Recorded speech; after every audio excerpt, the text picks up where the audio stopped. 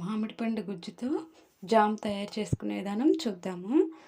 మామిడి పండు ముక్కల్ని ఈ విధంగా పీల్ చేసుకొని మిక్సీలో వేసుకోవాలి. వాటర్ వేయకుండా మెత్తగా గుజ్జులాగా మిక్సీ పట్టుకోవాలి.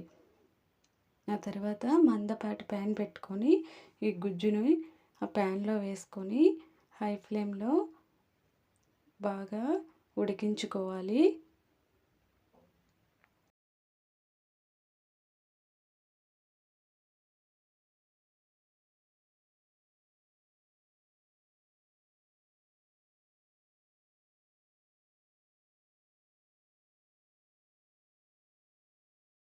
10 మినిట్స్ పాటు ఈ గుజ్జుని ఉడికించుకోవాలి.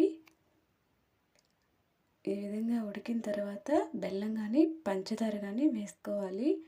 నేను పంచదార వేస్తున్నాను. నేను 3 టేబుల్ స్పూన్స్ పంచదార వేసాను. పంచదార మామిడికాయ గుజ్జు ఉడికిన తర్వాత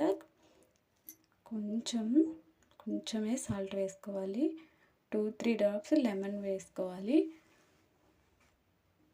పంచదార పాకం గట్టి పడకుండా ఉంటుంది లెమన్ వేయడం వల్ల. ఈ విధంగా ఉడికిన తర్వాత స్టవ్ ఆపేసుకొని చల్లారబెట్టుకొని ఎయిర్ టైట్ కంటైనర్లో స్టోర్ చేసుకోవాలి.